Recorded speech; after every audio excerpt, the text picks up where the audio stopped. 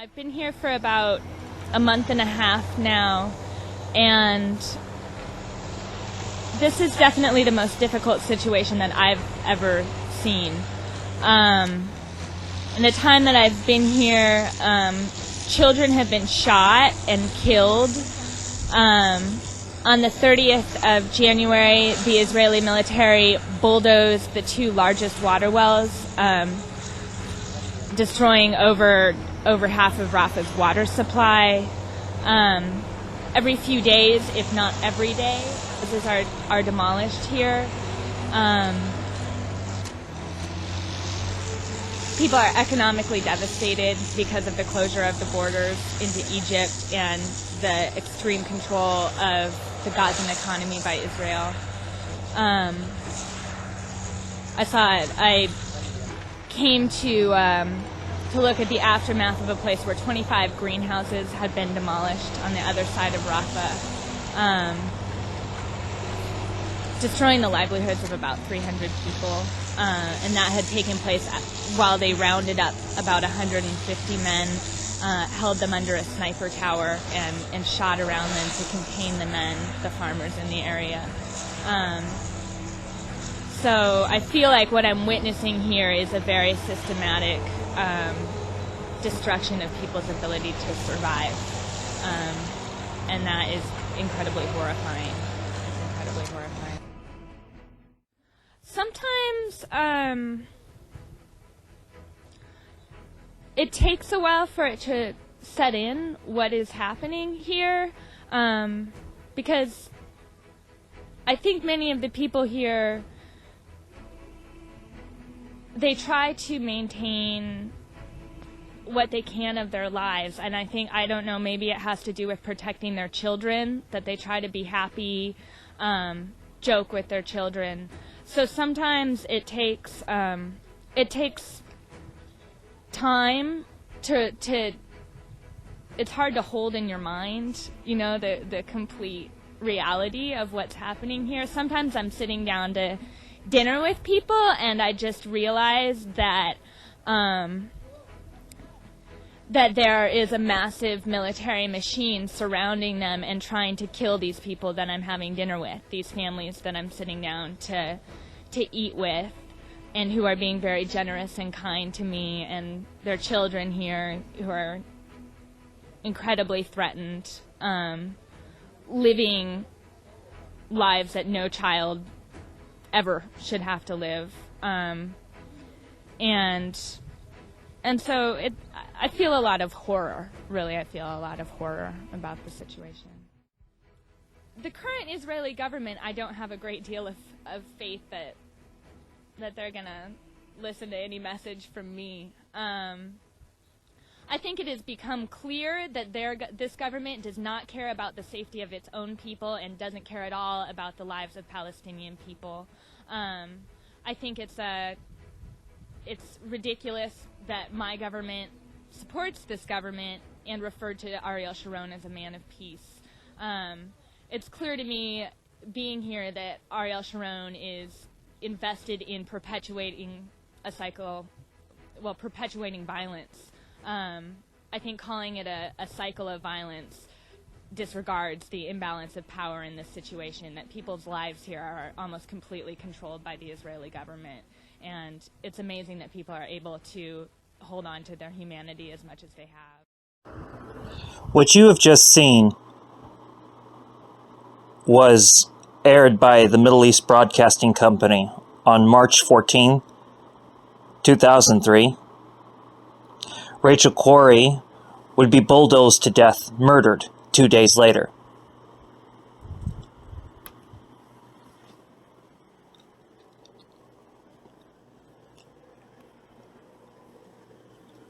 The measure of the crimes of the state of Israel are covered up by the corporate media, which, in spite of being not as appealing anymore as the new mainstream media, which is, I would say, the new mainstream media is Democracy Now!, is the Real News Network, is Al Jazeera. I would say that those actually are the mainstream media, But the new mainstream media still, is not watched by basically people of the baby boomer generation within North America, of the United States and Canada. And that has a significant point to it. Now, I'd also point out there's severe drawbacks with Al Jazeera, Democracy Now!, the Gray Zone, these networks have their drawbacks. But the interesting thing is that these networks are more popular now. They are more mainstream than the corporate media. So why does the corporate media hold power? And like I said, this really has to do with the fact that the white caste system of Canada and the United States holds a sort of cultural hegemony in power. The breakoffs of the British Empire, that being the United States of America and the State of Israel, have a lot to do with, the current empire. Canada is clearly tied into it. Britain itself is connected into it. The Japanese nation state is tied into it. Like, you get into like the bulk of the imperial core, particularly the western part of the empire, the Western Empire, because there is a competing empire, like there is a competing Eurasian power that's rising. But the current dominant power is suffering from internal, contradictions. Within the State of Israel, there has been consistent protests. The United States is internally decaying. And this is upping the stakes lately. The thing that should be stressed, and I'm speaking only for myself when I say this, I do pray for the hostages, I pray for their families, but I pray more so for Palestine. My heart actually goes out to Gaza. This did not happen out of nowhere. This did not happen because Hamas supposedly has a problem with Jewish people. No. This happened because the siege in Gaza has not been lifted. And because the siege in Gaza has not been lifted, the militants in Gaza have taken to more extreme tactics, which are, and if people are angry that Palestinians are cheering it, get over it. Because the simple truth is, when you oppress someone for long periods of time, there will be backlash. It is inevitable. So, I want to bring us to, speaking of democracy now, it's a pretty good clip. I want to bring us to something to start more of the mood of where this is going to go. I'm going to read to you a transcript from Democracy Now!, a video which came out on October 20. I apologize. It's a transcript from October 16th, 2023. The death toll from Israel's bombardment of Gaza has topped 2,700, including more than 1,000 Palestinian children. As the humanitarian crisis worsens, we get an update from Omar Shakir, Israel and Palestine director at Human Rights Watch, who says conditions in Gaza are dire, as Israel has cut off access to electricity and safe water. Many disabled and ill residents are physically unable to obey the evacuation order. This comes as Israeli President Isaac Herzog said his government holds the entire population of Gaza, including civilians and children, responsible for Hamas's attack. Quote, people in Gaza are saying their goodbyes to the world, says Shakir, who also discusses Israel's use of white phosphorus, an illegal weapon of war. This is dehumanization. I'm just going to say that. Free Palestine. Long live Palestine. Long live the Gaza struggle. 100%. Now, again, this clip that I'm going to present you right now for the Bundist movement came from Democracy Now! And it was aired on October 16th. October 16th, 2023. We begin today's show in Gaza, where the death toll from Israel's 10-day bombardment has topped 2,750. The dead include over 1,000 Palestinian children. Over 50 Palestinians have also been killed in the occupied West Bank. Over 1 million residents of Gaza have been displaced, including many who fled their homes after Israel ordered the entire northern Gaza Strip to be vacated. More than 1,000 people are believed to be trapped under rubble following Israeli airstrikes. And the humanitarian catastrophe is growing as hospitals are running out of electricity and water due to the Israeli siege. Water's already run out at UN shelters across the Gaza Strip.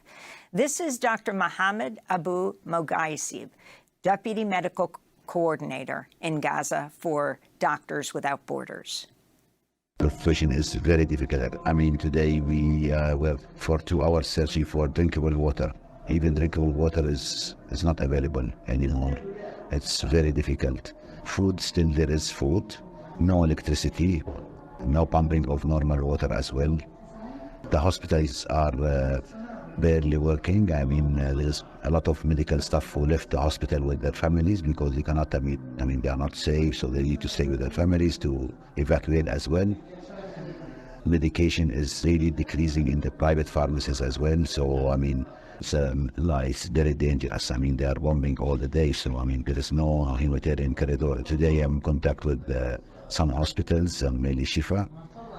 Burn unit, there is only one surgeon, one anesthesiologist, no nurses at all in the hospital, in this burn unit especially.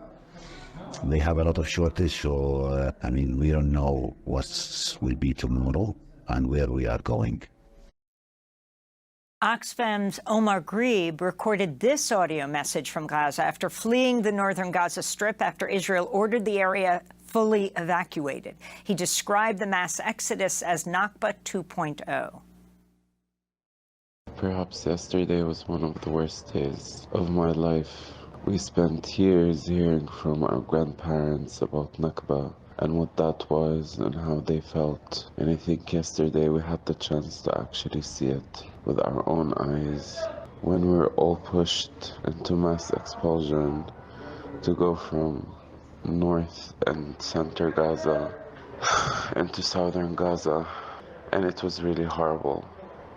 People spent over 14 hours in an influx of a sea made of people, just walking with their belongings, holding children, holding sick people, holding people with disability, just walking and walking and walking under the sun, begging any passing car to take them.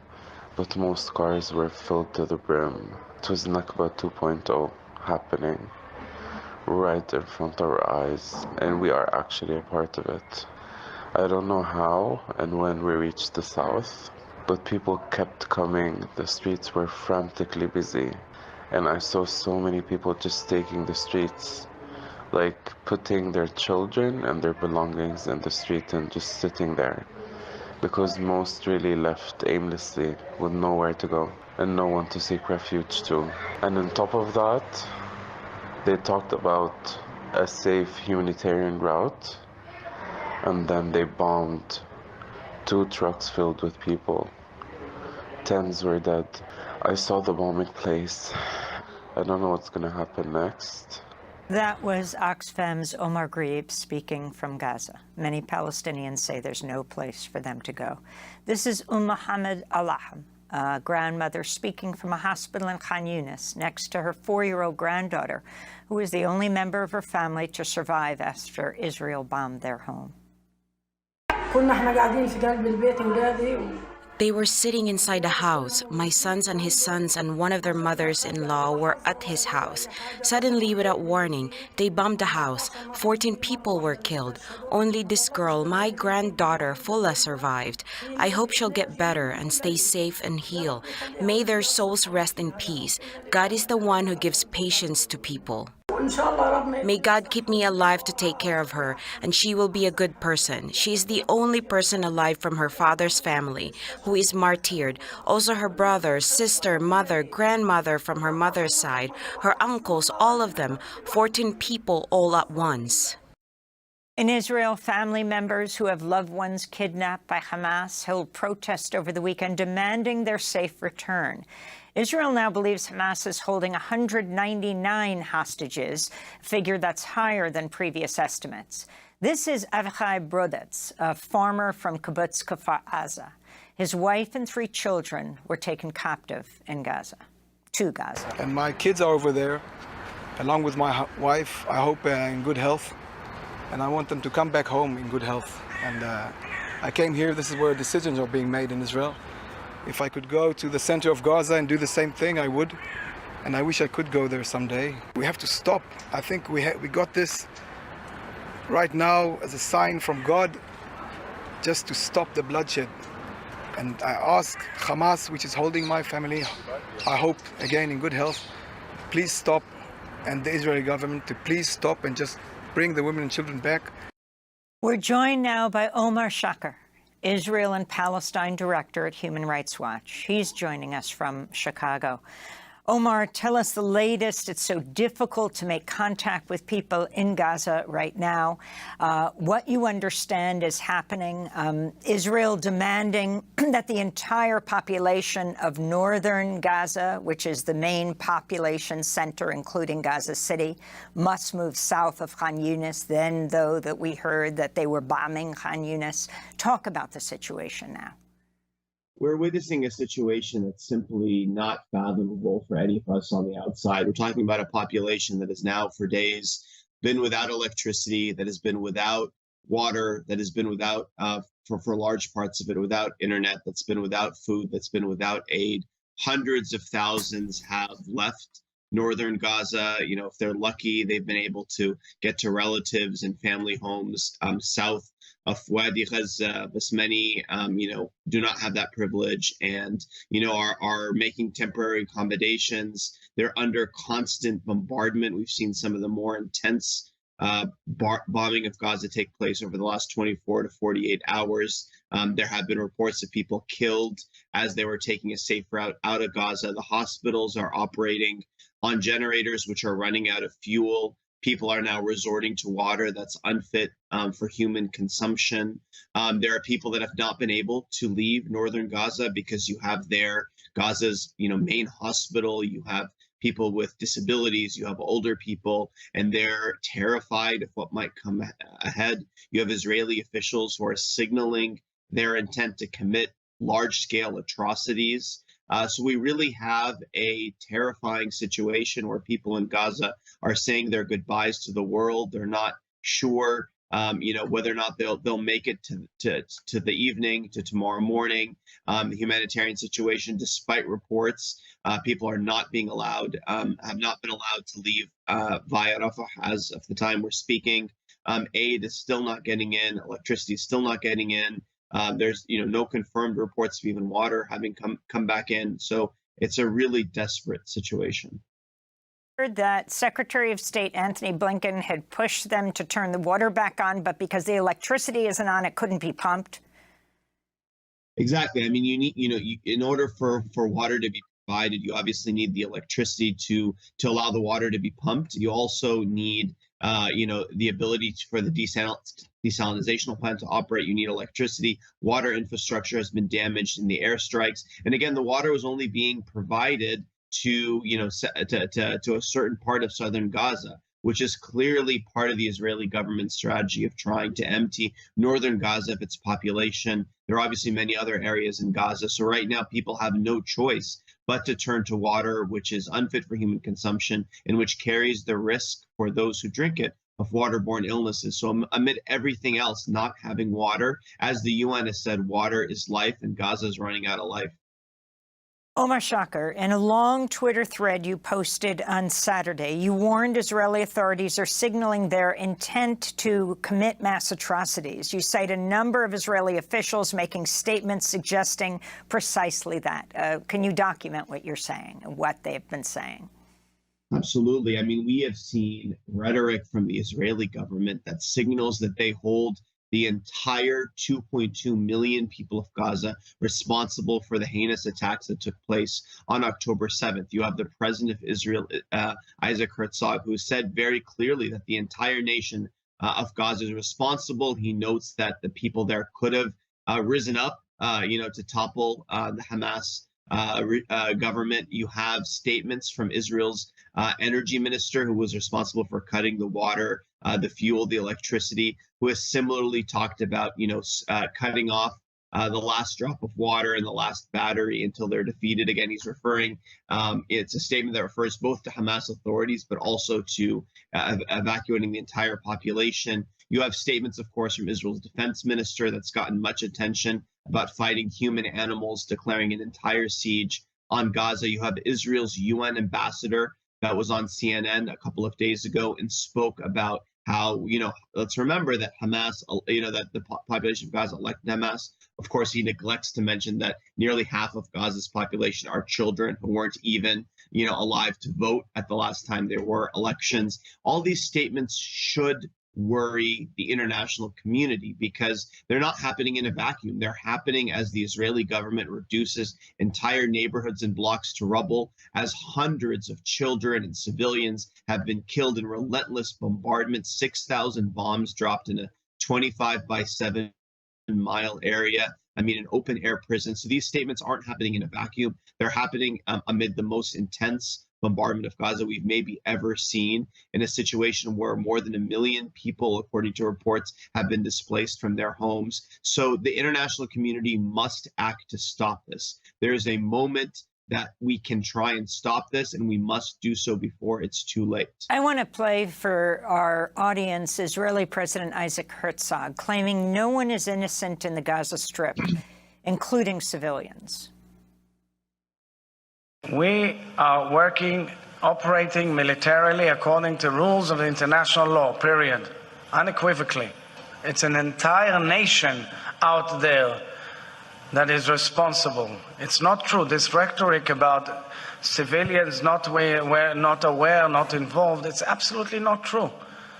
They could have risen up. They could have fought against that evil regime which took over Gaza in a coup d'etat. But we're at war. We are at war. We're at war we are defending our homes. We're protecting our homes. That's the truth. And then when a nation protects its home, it fights. And we will fight until we break their backbone. We will fight until we break their backbone. I want to turn to your post on Saturday where you wrote, "History teaches us that when there are clear calls to commit large-scale atrocities by parties capable of doing so, and actions taken consistent with those words, they need to be taken seriously and stopped. That's where we are today in Israel and Palestine, a descent into darkness." Omar Shakir, if you can take it from there. Yeah, President Herzog talked about breaking their back. They have broken the back of the people of Gaza in a way that's simply unprecedented. The statement that the Israeli government is complying with international law is pure fiction. We know they've cut, vital necessities, as we've discussed, to the entire civilian population. They've sealed the crossings. We know that they have, bombed in a way that, again, is reduced, as has been proudly boasted by the Israeli Air Force on Twitter, of reducing entire neighborhoods and blocks to rubble. We really need to take note of these statements because the Israeli government, and again, that what's striking here is that it's not meeting the sort of pushback that one would expect in a situation like this. It took days for Europe and the United States even to reiterate basic platitudes about the need to comply with international humanitarian law. You're not seeing sufficient effort taken to warn of the risks to Gaza's population. It is a situation that, as we speak, is deteriorating and not enough is being done to stop it. I want to ask you about white phosphorus. You tweeted, Human Rights Watch tweeted October 12th, Israel's used white phosphorus in military operations in Gaza and Lebanon, putting civilians at risk of serious and long-term injuries. White phosphorus causes excruciating burns and can set homes afire. Its use in populated areas is unlawful. Israel's denied this. What proof do you have of this, Omar Shakir?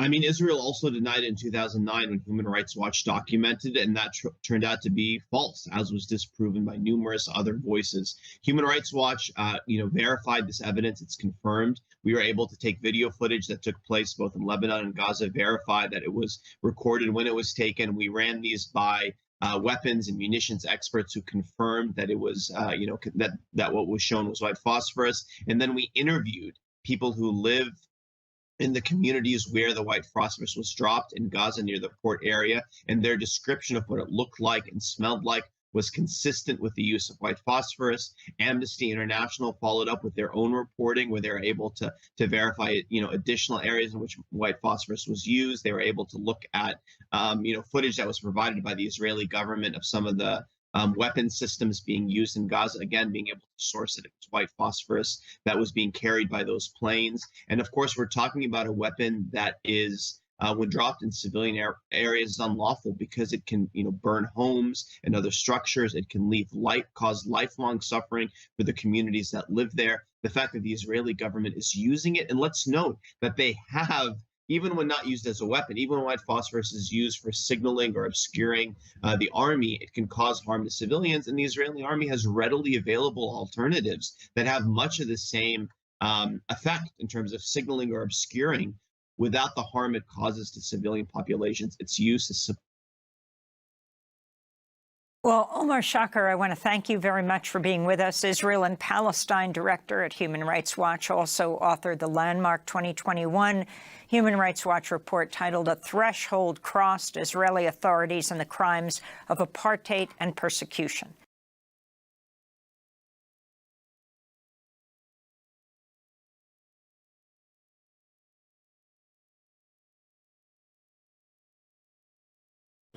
I'm now going to turn this to something from Al Jazeera.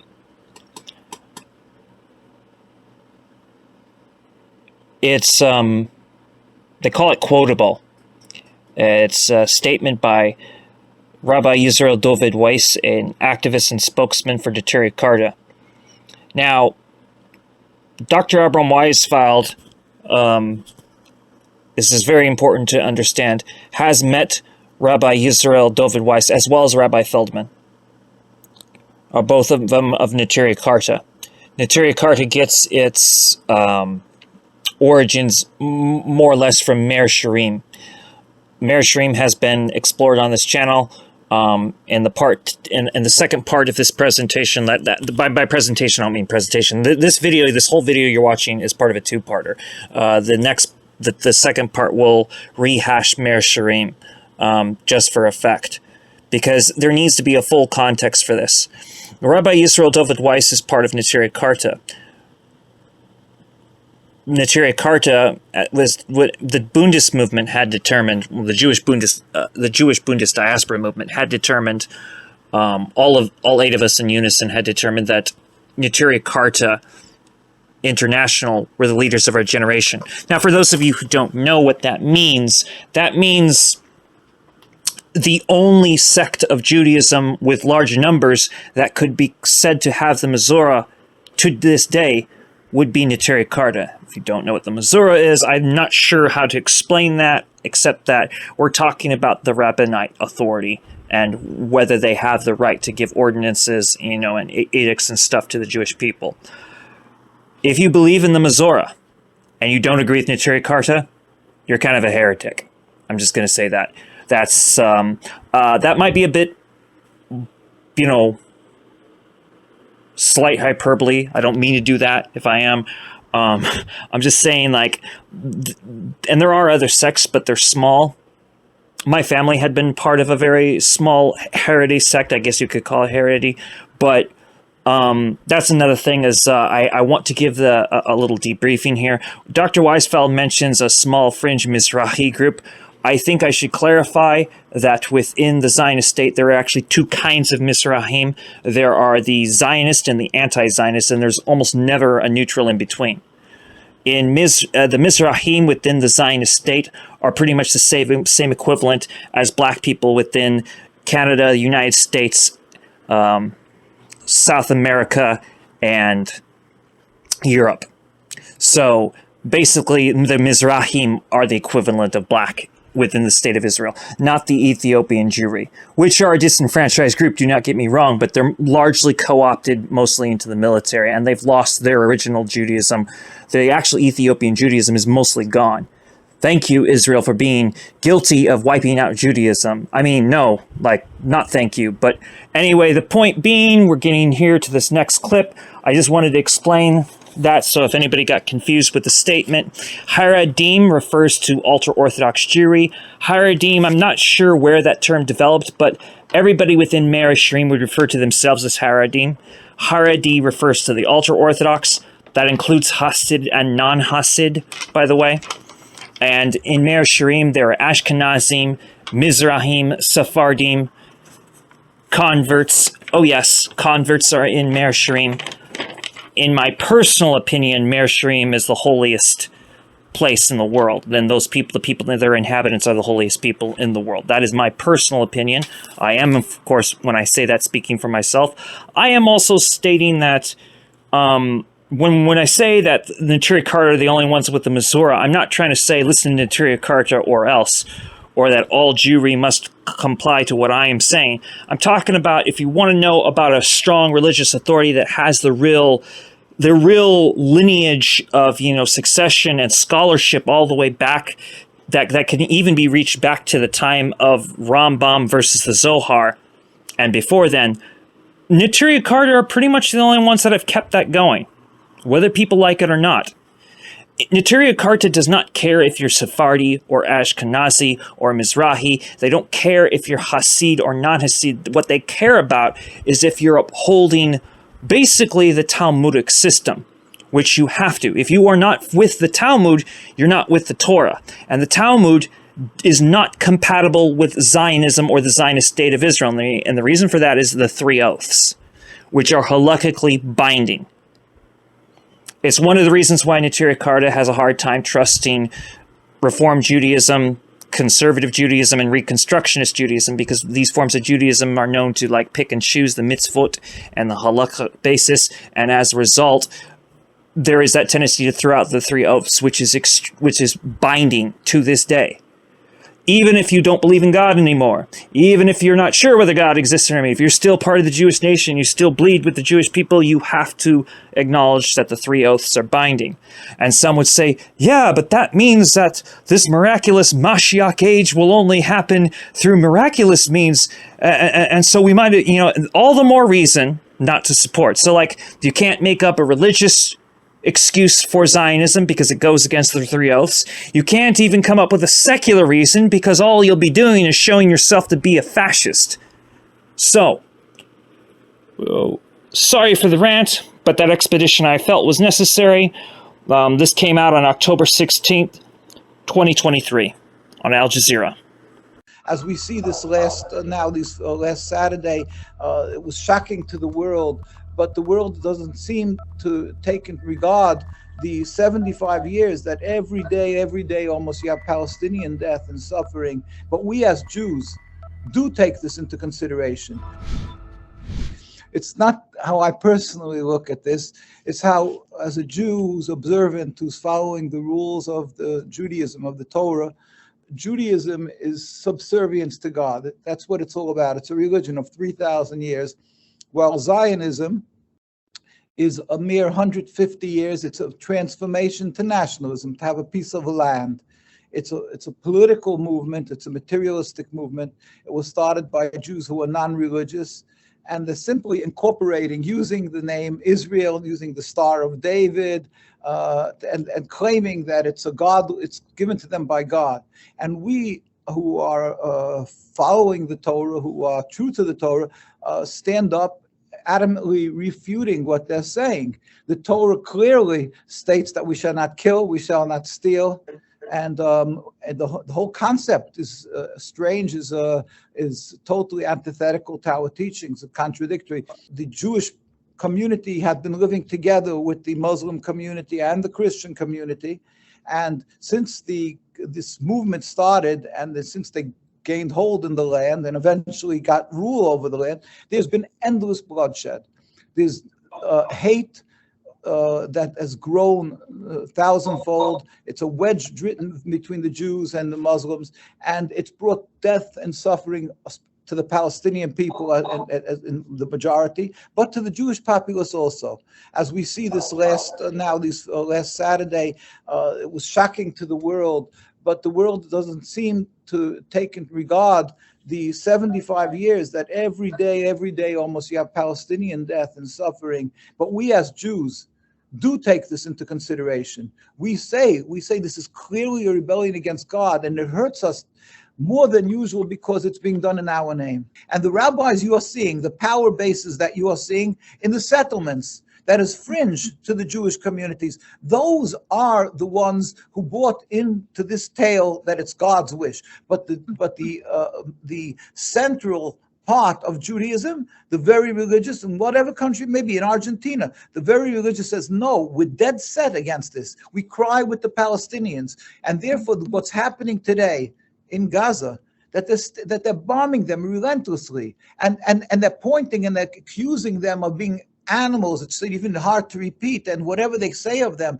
of being terrorists, it's not. It's all to cover their totally illegitimate occupation. And to that, I'll bring a simple proof. We lived together, the Jewish community, for hundreds of years in Palestine, in Egypt, Morocco, Tunisia, Iran, in all the countries we lived and flourished as religious Jews amongst religious Muslims without any human rights groups to protect us. We always lived together. We babysat each other's children, even though we have a distinctly different religion. And it was never a cause of animosity. All that changed is the introduction of Zionism, the control of the land. And since that came, which is not 1948, it's in the 1890s or so, and they started coming in and taking over the lands. Since then, there's death and suffering, the Palestinians and of the Jews, because they are creating this fear, this hate, this estrangement. We can show many pictures how the Jews lived together. Anybody old Arab will tell you, and every old Jew, how we used to babysit each other's children, like I say, and help each other. And many stories of people will tell us. So it's clearly what these Ben Gvir and these other people are saying. They are coming from Mizrahi. That is that segment that is religious Zionists, but not the central, what we call the Eid Chorei, this God-fearing community, and around the world. We stand in total opposition, and it hurts us, and we have no words for the suffering, the Palestinians. That's why we came out, even today. Yes, we go out in tens of thousands, but we would have hundreds of thousands demonstrating constantly, but the fear of the repercussions from the Zionists, because they're vicious. We went out, 2 days ago, to Manhattan. We demonstrated. I came back, the tar cars were slashed, the mirrors were broken. This is nothing to what they threat. They have death threats, and in Jerusalem and Al-Quds and in the other parts of occupied Palestine, they people get killed and arrested and so forth. So there's a reason why there's less of a voice that you will hear, even though our communities are full in opposition to Zionism. And we plead with the leaders today. It's very scary what today we are seeing. And there's assembled 300,000 soldiers at the gates of Gaza, and it's and of course the bombing there, and it's heartrending. There's no words, and we can only again plead with the world leaders and demand that this injustice, this criminality, this suffering of the Palestinian people has to be addressed. It must be stopped. One day this will end. It's against God. And we as Jews are crying and hurting with them and praying for them. And we go out tirelessly. Some of us go out all the time. I mean, we're doing this for years. And many of others, there's demonstrations in the front of the UN, and therefore we're going out. A lot of the media doesn't cover it because they know that they will be accused of being anti-Semitic. But we try, and we hope that with God's help, that with his compassion, that he will free them, and ultimately with a totally free Palestine, we as Jews will be able to show our tremendous gratification for the fact that we were embraced and taken in when we suffered in Europe. We went through crusades, inquisitions. It was the Muslim countries that took us in, and we flourished there. So we should be able to show again our gratefulness, and not to watch how they're being vilified. We hope it will happen soon in our days, and we apologize that what's being done in the name of Judaism.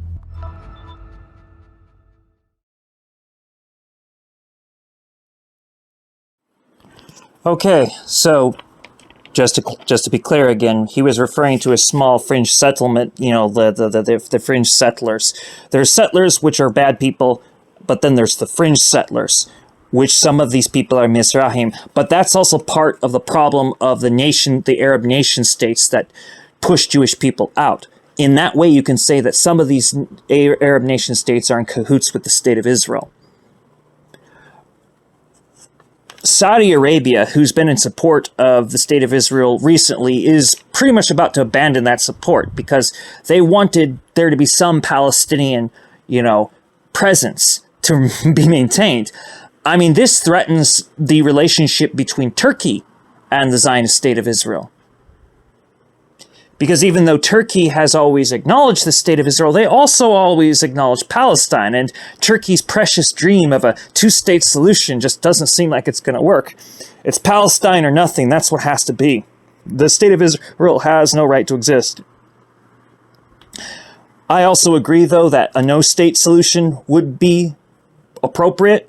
I actually concede to most everything that is from Dr. Weisfeld's book, which he wrote for the Palestinians. It's called The Federation of Palestinian and Hebrew Nations. It highly parallels a lot of the views of the late Marvin Eliyahu. Now, I don't want to take up too much time. Sometimes I feel like explanation is necessary, so I've explained as best I could who Rabbi Weiss was talking about in reference to that Mizrahi fringe group. But the Rabbinite Council is definitely with Neturei Karta on this, and the Bundist movement is with Neturei Karta on this. So,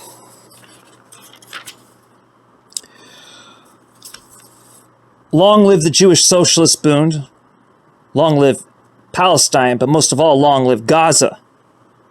Freedom for Gaza, liberation for Gaza, end the siege of Gaza. And I will bring you to this next clip from Al Jazeera. It's another clip from Al Jazeera. Al Jazeera gave a report on October 11th, 2023, which gives a better perspective on the position of Hamas.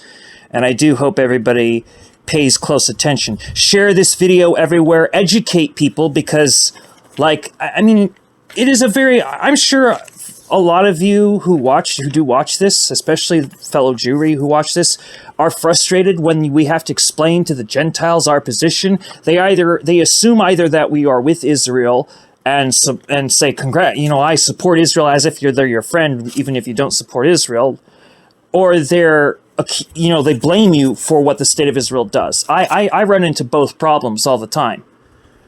And nothing could be further from the truth. We do not support the state of Israel. But that being said, I'm getting off track again. Al Jazeera gave a report on October 11th, 2023, which gives out a real statement by Hamas. And I hope that this serves to educate people so that at least there's context. Context matters. Marwan, even as I was listening to you, I was getting the information that we have a Hamas statement that has just been put out. And so I'm glad that I'm talking to you because I'd like to read it together and then get your reaction to it. Here is the statement. Hamas has rejected allegations that it committed crimes against women and children. This is the quote. Some Western media outlets continue to spread Zionist slander and lies about our Palestinian people and their resistance, which falsely and slanderously promoted allegations that members of the Palestinian resistance beheaded children and assaulted women without any evidence to support their lies and claims. Hamas strongly condemns the baseless allegations. Marwan, let's talk a little bit about this. This is significant because those accusations are something that have grown louder and louder over the last few days. Now, Hamas is clearly owning up to the fact that it deliberately killed, hundreds and hundreds of Israelis. But it seems they're saying there's a red line, and that we did not do. Okay, so let's start with the latter part. There is no doubt, according, again, to the two scholars we just heard on Inside Story, that Hamas is in breach of international humanitarian law, that the way it took its action in Black Saturday against Israeli civilians and so on and so forth is in breach of international law. There is no doubt about that. And it could be defined as a terrorist act. Did it behead children and rape women and so on and so forth? No, because the news that first came out from the Los Angeles Times have already been retracted. So now it's just being, used as fake information on the web. And of course, as you know, the web, especially under Musk, you never know, how it will multiply and mutate throughout the world. But clearly, there was no beheading of children, and there is no such thing. But I think those who are trying to make the case for land invasion and for the annihilation, not only of Hamas or even of the Palestinian people as animals, they're the ones who are already equating the 7/10 with 9/11, right? They're saying that what happened to Israel is a 9/11, and Hamas is like Al Qaeda, and Hamas beheads children, and Hamas is trying to be slick like ISIS, and Hamas hates the Jews, and as Biden said, its sole reason for existence is to kill Jews. So already there is a demonizing process by Israel and its pundits and its neoconservative allies in the United States and elsewhere to make the case for a repeat of the 2003 war or the 2011 invasion of Afghanistan, basically saying that Hamas is something like the United States has already experienced, and we know what the result is. And hence, there is no diplomacy or peace with Hamas. Hamas has to be dismantled, and it has to be defeated, and it has to be ended. That kind of comparison is, first of all, wrong. Second, it is sensationalist. And third, it will lead to the wrong decisions. Because Hamas, unlike Al-Qaeda, unlike ISIS, and so on and so forth, had a very particular nationalist agenda. And it never acted outside of the borders of Palestine. It doesn't have an international agenda. Hamas has always functioned within the parameters of historic Palestine. And even though it did take actions that are certainly could be defined as terrorist actions, this is a nationalist movement that used unsavory tactics, but they always stayed within the logic of resistance against what they call their occupiers of the past 55 years. And Marwan, I think this is a really interesting and important point, because Hamas has not spoken that much since the beginning of this war. And what they have said, their statements so far have been about military things. The bombardment of Gaza, they publicly said that they would start killing people that they're holding captive if civilian targets in Gaza were hit without prior warning. That has been their communication so far. This statement, the one that I just read you and that you've been talking about, tells us one very, very simple thing, in addition to everything you've just said, that Hamas cares about its public image. Yes, they have killed hundreds of people, and they clearly own up to that. They're not denying it. And they have claimed responsibility for that attack. There is zero doubt about that. But they care about their public image. Absolutely. This is a nationalist movement that prides itself of being, the protector of its people, the representative of its people. Let's not forget that back in 2006, they won the legislative elections, and they have remained popular, although they're not as popular in Gaza, but they are more popular in the West Bank. So the fact that their leaders have sacrificed once and again, and they spend decades in jail, it's still appreciated by a certain segment of the Palestinian people. I'm not sure all Palestinian people support the action of last weekend. I'm not sure how many do. We haven't conducted any surveys. But I'll tell you what it is in the eyes of Hamas and its supporters. This was a collective suicide attack, because all 1,500 Hamas fighters that went in did not leave. Right? They're all been killed. So this is in so many ways a collective suicide attack that took with them more than 1,000 Israelis or 1,000 Israelis, which is all in by itself is just, of course, horrific and tragic. But in the end of the day, they have not bombed Israel from the air. They have not stayed safe. These people sacrificed their lives to kill civilians and soldiers and so on and so forth. So they are involved in logic, guerrilla logic, asymmetrical warfare logic of resistance against occupation. And they've said for years, we've tried other ways and means, they did not work. And according to them, they are left with no other option but to resist Israel with force, with violence. They took that decisions, and now they're taking the responsibility for it. Unfortunately, a lot of people in Gaza, in addition to those in Israel, are paying the price. And I think, as you and I were speaking before Blinken, went on air, that the predictions about hundreds of thousands, perhaps tens of thousands, perhaps hundreds of thousands of deaths in Gaza, of course, is something that we all in this world must stop, must try to stop anyway. And to the last point about, just before I forget, which is the point about safe passage, right? Because this again goes to your point about Hamas. I'm not sure, what do they mean by safe passage? So they can, let out 1 million Gazans into the Sinai? Where are they going to go in the Sinai? What are they going to do in the Sinai? I mean, what are you going to do exactly? Like ship out 1 million people to where? Cairo? And what guarantees that they will be able to go back? Because the entire tragedy of this called Palestine started with the idea that Israelis threw them out and when they won't let them back in. So what guarantees, as soon as you make a safe passage, that these Palestinians will be allowed to come back, not to their homes, but to their alternative refugee camps and villages and so on and so forth in Gaza? Second, I'm not sure Hamas is going to allow it because it's afraid of exactly that, expulsion. This will be a safe passage, right? But it's a pretext to expulsion because that's what Israel does. It wants to ship as many people as possible. And third, no one in Palestine, including the Palestinian Authority and Hamas, do not want to make Israel's job easier for the Israeli army, right? Because now it's not exactly that they're hiding behind civilian population. They are part of the civilian population. This is not a professional army. They are the young men and women of Gaza, and they are fighting occupation. So their parents and grandparents and cousins of these fighters and so on, they live there, right? So that's their families there. That's what makes this conflict, this asymmetrical conflict, so complicated and so tragic.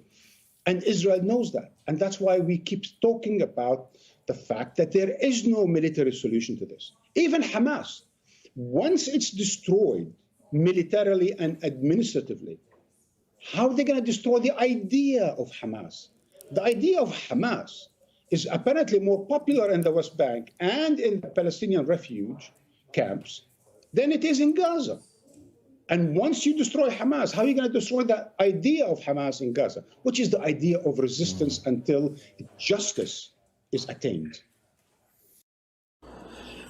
I think that what cannot be stressed enough is that doing one or two terrorist actions does not make a group or individual terrorist. And it needs to be understood that terrorism is a tactic of the desperate. That's why the war on terror concept is such bullshit. A terrorist is someone who specializes in terrorism. Terrorism is the terror tactic, or a tactic of terror. Hamas is not a terrorist group per se. At the very worst, you could say that it is an extreme militant group, and at the best, you can actually say it's a humanitarian group.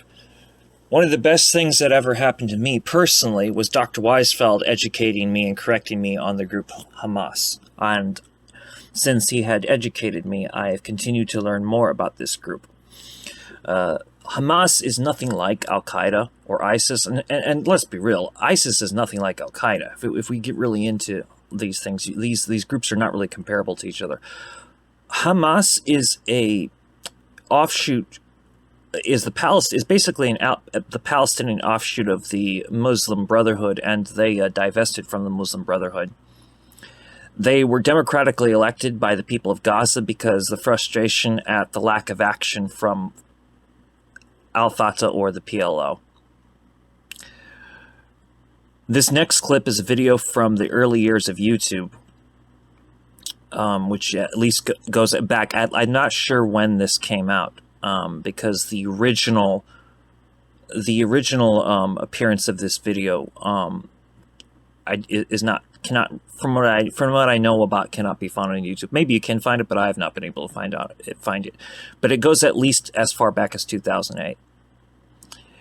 A Jewish Yemenite living in Israel explains why the name of the God of Judaism is Allah. Allah is the God of Judaism, as well as Islam, and as well as Christianity.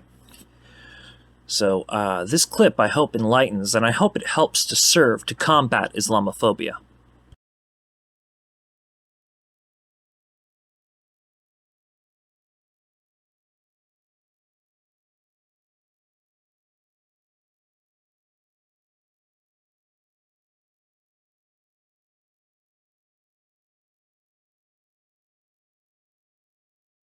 As a Yemenite Jew, I can tell you that the name itself is not the devil, is not a pagan idol, is not the moon god, as evangelical Christians have been propagating for decades. This is a very, very sick cult, by the way, and their idiocy is quite redundant. I mean, I can't even imagine if people would actually teach themselves these things and flatter themselves with these things, and at the same time claim to support Israel, when in actuality in Israel we say Allah, we say Yallah, we say these terms, these phrases are understandable to our understanding, that they are not in any way, shape, or form to what they say, to what evangelical Christians say is basically the devil. No, we understand what the name Allah means, what it signifies. Take the dictionary of the Hebrew language. I take the dictionary and I actually took the name of God, which is, through etymology, is the three letters Aleph, Lamed, Veh. Basically, I wrote it down. I know I don't have the whole thingamajigs on. You get the idea. So basically, Aleph, Lamed, Veh. This in Hebrew means, see, that's the thing. Without the vowels, because the dots, the nikud, the dots are the vowels right here. These are vowels beneath the letters, indicate how the word itself is to be pronounced. So I'm going to block these right now for a second, but I'm going to show you. This right here, in my understanding, because I'm going to say what it is, this says God. Elah is God in Hebrew. Now, with these two right here, with these two vowels, this is the Fatah Sagol, Fatah Sagol. This would indicate that this would turn the word God, which without these vowels it would be God, Elah. Now it would be Olo, Olo.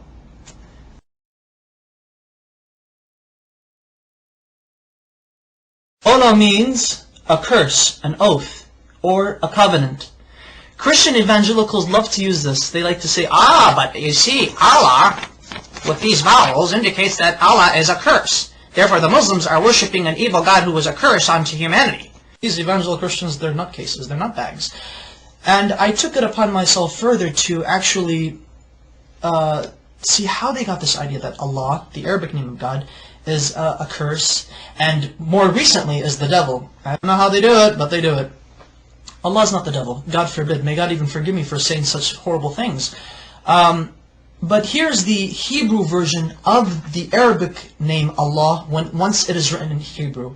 The Arabic name Allah has 4 consonants because Hebrew is like Arabic. It's almost similar. Same alphabet, same thing, just different script. This is the Arabic name of God. This is how the script is. This is when it's connected, because Arabic is a cursive language. This is the connected form, but however, it is 4 letters. 1, 2, 3, and 4. I'm going to have to baby you guys into this. Now this is the name of God, Allah, in Arabic, but broken up. So that way each letter is given its position. This is Aleph, this is Lam, this is Lam, this is He. So Allah. Okay. Now this right here, Allah in the Arabic script, this is how it would become rendered in the Hebrew rendition. That way, Allah in Hebrew would be Aleph, Lamed, Lamed, He. Okay. Now, how do we get this, which this right here, this basically means cursed. And the only reason why this means this cursed, because of these 2 vowels. There are 7 letters in the Hebrew language that look like this, that have these 3 consonants. There are 7 Hebrew words in the Hebrew language that have these 3 consonants, and they're both the same. How do Hebrew-speaking Jewish people or non-Jewish people know? How do they differentiate? How do they know when a curse means a curse and God means God? Because this right here, without the vowels, this literally means God. This right now I'm just God. This says Ela, Ela. Now with the vowels, it means Ola, which means a curse. Look at this right here. I'm actually going to write down the proper Hebrew name of God with the correct pronunciation. This is how we know. This is how we could tell when God is God, and when the letter represents, or when the word is God, or when the word means curse. Okay. There we go. Notice the symbol, notice the vowels. This becomes A, and this dot right here, the holom, it becomes Alo. Alo. Olo, and Alo. Olo, Alo. Guys see the difference? This right here, though they have this exact same letters, everything is rendered the same thing. However, the use of vowels in the Hebrew language allows us to make distinctions between the understandings of what the words mean, what they imply. This may mean curse, but this at the same time may mean God. Okay, that's fine. In Arabic, God can also be written without using 2 L's. So it could actually be Alif, Lam, the He. So Ilah, which is the exact same thing as Allah.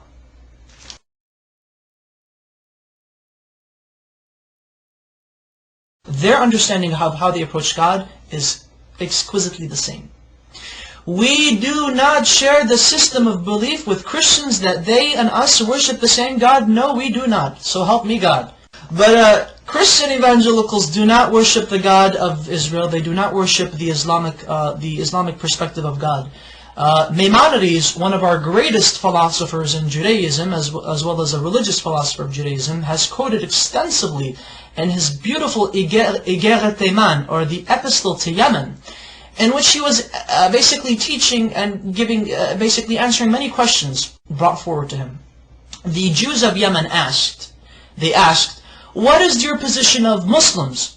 Are they considered idol worshippers? Are they considered paganists? And Maimonides said, the Muslims, the idolatry has been removed from their hearts. A Muslim does not know idolatry, he does not know paganism, he has no form of whatsoever of any grain left in his heart. Therefore it is permitted unto a Jew, when he enters a land where he cannot find a synagogue, that he is allowed to pray in a Muslim mosque. He's okay, it's fine, it's okay. Hey, I can go to a Muslim mosque and pray if I have to, if I can't find a shul. However, Maimonides says, be careful. If a Jew enters a land where there is no mosque or a synagogue, then he is forbidden to enter a Christian church if there is one. Do not pray in a Christian church. And the reason why is because Christians do not worship the same God we do. They worship a pagan. They are idolaters. They are called Avodah Zarah in Hebrew, which means idol worshippers. So exquisitely said, so wonderfully stated. Oh my goodness! And you know, it's quite interesting that unfortunately there should be more Jews actually stating the facts as it is. That you know, Muslims and Jews and Muslims, we both worship the same God.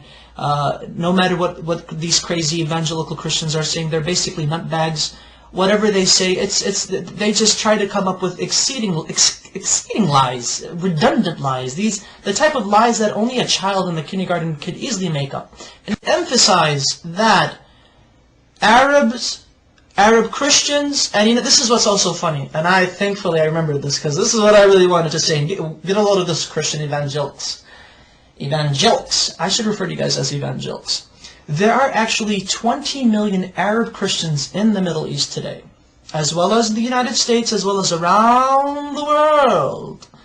And Arab Christians and their religious services, and their Sunday services, and Mass, or whatever God frickin' services they have, Arab Christians refer in the Arabic Bible, the Arabic translation of the Bible, they say Allah in reference to God.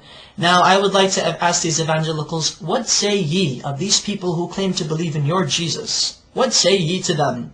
Now, are you going to go chase them and say, oh, you're worshiping the devil. The devil is Allah. Just lets you know that classical Arabic is very close to classical Hebrew, biblical Hebrew, as well as classical Aramaic. They all tend to agree, they all agree in unison that Allah, Hashem, Allah are, through etymology, which is the study of the root of words, have come to unanimous agreement that Allah is the perfect Arabic name of God, that it cannot be made into a male. Through its perfection, it cannot be made into a male gender nor a female gender. Rather, it is a neutral personification, not personification, but rather a neutral attribute to God. Such wonderful history. This next presentation is a very enlightening conversation between Dr. Weisfeld, the Jewish Bundist, and Steve Struggle, the Black Panther.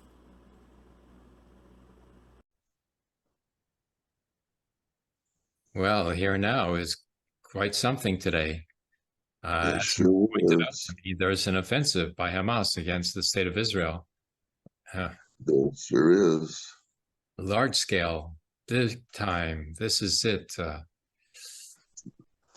Well, this government is going to be very, bloody. It's going to try to pulverize Gaza, but Palestinians are ready for it. They're ready to fight. So, this is not just a one-way fight anymore. This is no longer just Israel and the military, bashing the Palestinians day after day, killing Palestinians day after day, every day. Now, it's the table is turned. Well, that's the when I sent out my communiques this morning, asking people when will they rally outside the Israeli embassy, or how will the world show their support for Palestinian freedom? Yeah, I kind of just raise the question: will you show support? Because it seems as though Israel is immune from any kind of criticism when it comes to the West Bank, Gaza, or and the Golan Heights. Israel can do Israel have the Golan Heights. People forget about the Golan Heights. They're still from Syria. So we spoke a few months ago about the prior Palestinian attacks inside I want to say inside the West Bank.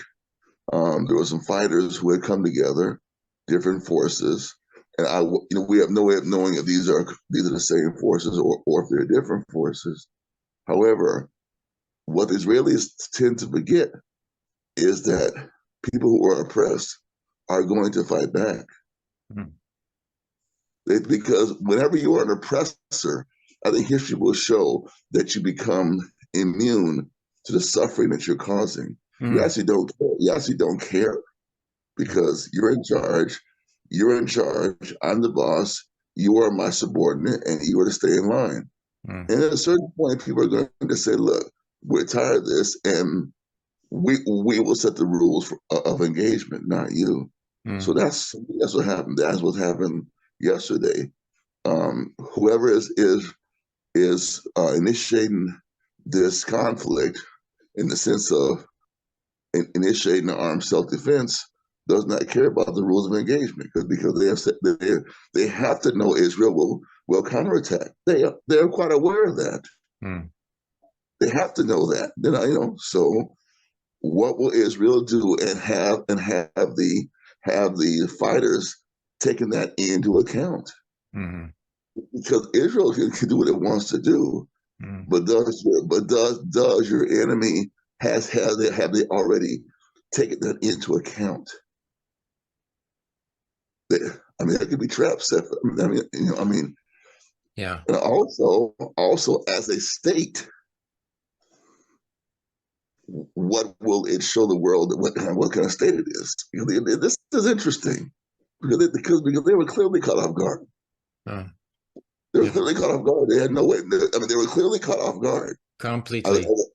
As I understand it, there's a prison somewhere either in Gaza or somewhere nearby that, if it wasn't liberated, was was attacked. They didn't expect to be attacked. No, they did not. No. So they were caught off guard. And whenever caught off guard, it's just like the Tet Offensive during the Vietnam War. U.S. didn't know what to do. They were coming from everywhere. They didn't know what to do. I mean, eventually, it passed, and the United States lost the war. The United States did lose the war. Let's be clear about that. The United States not winning Vietnam. But I think this time, Israel, the CIA, Britain, maybe France. What should we do? It's going to be wow. They got us. Oh no. Yeah. Yeah. And I just want to let people know. Any way we can support the Palestinian cause, we should support the Palestinian cause. We should. Yeah. And people, if it was not a good time, well, when is a good time? This is tomorrow we have a demonstration here in Montreal, and I expect it's going to be big. But this is such a surprise, for Israel. They had no idea, in spite of all their intelligence services, in spite of all their network of informers, didn't work. Yes, and that means the network of informers did not get into this group. So they've, the Palestinian society is so well organized now, they know who the informers are, and they know how to isolate them, so. So they have evaded, Israel state control. Yeah, for sure. Yes, and I think that's important to let the Palestinians know, job well done on that one, because many times, Israel sends its spies in. They have a network of spies and collaborators who are looking to destroy the Palestinian cause. And however they were able to avoid detection, they did a good job on that one. And the strategy of, taking prisoners of soldiers and civilians, I suppose, nearby, Gaza, that's quite an effective strategy as well. I mean, the simpler thing would have been, to eliminate, as many people as they could. But that's not, their strategy. That's not, what the message that they're trying to create. They're taking prisoners in order to negotiate. Now, Israel is not going to negotiate. This Israeli government is incapable of negotiating. Its whole reason for existence is not to negotiate with the Palestinians. So they're not going to, they're going to use, their air power to bash the Palestinians again, but it's not going to work. The Palestinians are so united, so into it, that they know that they have to fight in order to protect themselves, because it's either like a slow war inflicted from one side against the Palestinians only, or it's an open war between both sides at the same time, which Israel cannot cope with, because they cannot explain why they're at war with the Palestinians, when in fact the Palestinians are willing to negotiate. So the government cannot explain why a war is necessary, first of all. Second of all, this Israeli government, what did they have to say about the welcoming of a Nazi into the Canadian House of Commons Parliament here in Canada? Yes. Nothing, no statement from Israel whatsoever, So unbelievable. Yeah. So what kind of government is this? Is this the government, that claims, to be defending the Jewish people? Yeah, they can claim that, but that's just the words, when it actually comes down to it, they don't defend the Jewish people. All they're defending, is the military of Israel. That's it. That's all. Israel is useless as far as as Jewish concerns and Jewish security and Jewish safety is concerned. Israel does nothing to oppose, the Nazis, who are pro-Zionist, as well. And Israel has done nothing to denounce, the anti-Semites, who are opposed to the presence of Jewish Americans, but who support Israel. What's the story behind this? Which is it? Israel or the Jewish people? You can choose, and Israel has chosen Israel only. And they couldn't care less about the Jewish people. That's demonstrated, by the fact that they can't even come out with a statement against the honoring of a Nazi here in Canada. Even the Canadian government has not been able to come out with a real apology. This is, very scandalous. Now, what's going to happen here in the Jewish community? May I speak to that? May I speak to that issue you just raised? Yes. Thank you. I want to speak to the two issues that you just raised. One, now that we know Israel has not taken a stand against a Nazi being feted by a NATO member, Mm. and they said, with which they have, I'm sure, diplomatic relations with Canada. I'm sure they do. Mm. And they said nothing. Mm. See, what also Zelensky was there and applauding, physically seen applauding this fascist murderer. Ukraine said nothing. So clearly, at least in public's public view, Ukraine and Israel turn an eye or show support for Nazism. Yeah, turn it back to the Jewish people. Yeah. But that's the second thing that you mentioned that I find interesting. If we see Israel, if Israel purports to be a government which defends people who are Jewish or of Israeli ancestry internationally, how could it not say anything about the Nazi being feted in Canada? Yeah. It brings a true exposure of who they really are. I mean, because and that's a very good point you make. Yeah. Because this issue of a government, let me just say this. One of the real crises, one of the real disasters of the international slave trade and the Berlin Conference is that Black people around the world have no Black government they can turn to for support. I'm not saying Israel is good in that regards, but if it says it's supposed to do something, then they should be called on a carpet to do it. And the situation in Montreal, in Ottawa, was so egregious, was so scandalous.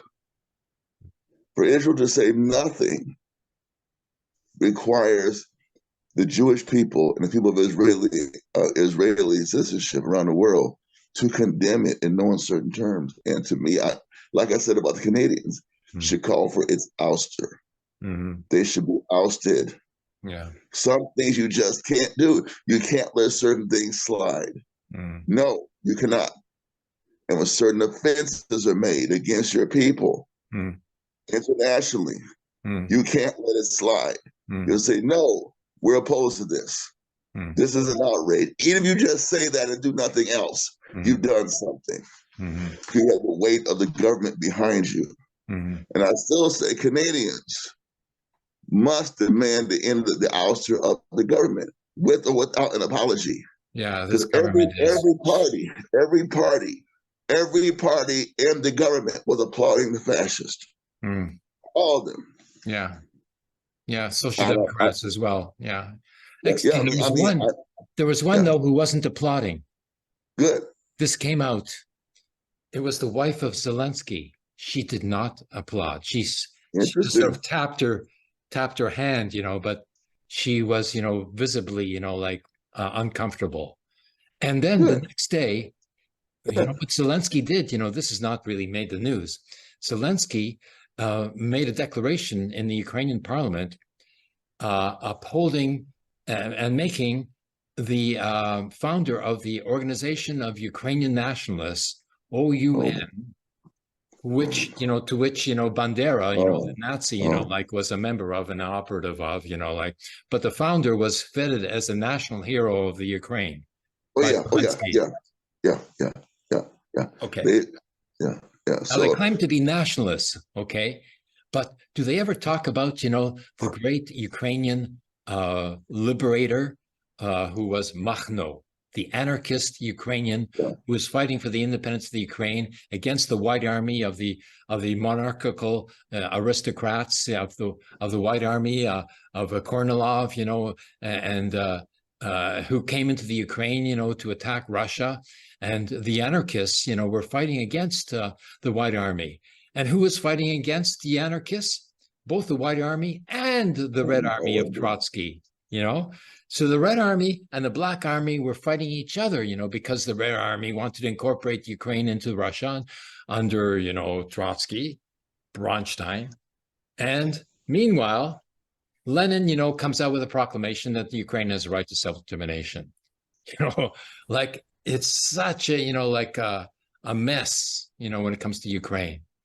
Yes, it is. Especially, it is a mess. When anarchists, and the communists were slaughtering each other, like over the Ukraine. And Makhno, who was this, great, anarchist, fighter for, the Ukraine and against, the Tsarist Empire, it's not even mentioned by Zelensky. Not even mentioned, never mentioned, by any of them. This exposes, that regime, that nationalist regime, as being not Ukrainian nationalist, but just, plain, fascist. Because, they're just extolling, the fascist Ukrainians, and they have nothing to say about, the anarchist Ukrainian who was the first to fight against the Tsarist Empire for the independence of the Ukraine. And now this Israeli government also, claims to be, nationalist, defending the Jewish people, but it's not. Didn't have anything to say about, the vetting of the Nazi in the Canadian Parliament. Has nothing to say about, the Zionist supporters in the United States who are a bunch of fascists, anti-Semites. And, what's the use of Israel then, if it claims to be there existing, to defend Jewish people, and that the Jewish people should be supporting it because it's defending the Jewish people. Where is that coming from? That's just words. It's not real. It is unreal. Well, let me ask you this. You raised a good point to make me think about something. What could be the role of the Jewish people in the diaspora towards this question? Because I'm still saying this question is far from dead. And that people have the responsibility to bring Israel to task on this. That's my view. And who better to do it than the Jewish community in the diaspora?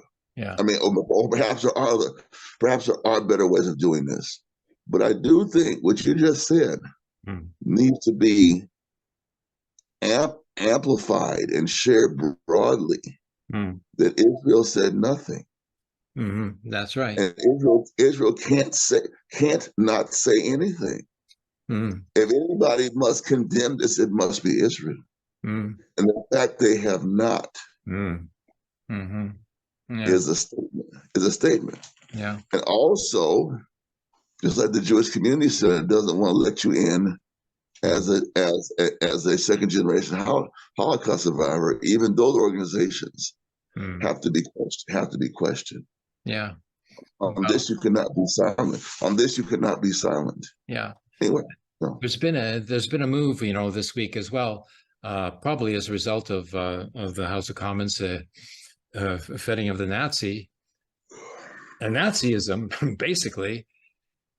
Mondoweiss, which is one of the main Jewish opposition groups, Mondoweiss has come out, with a new organization called Jews Against White Supremacy.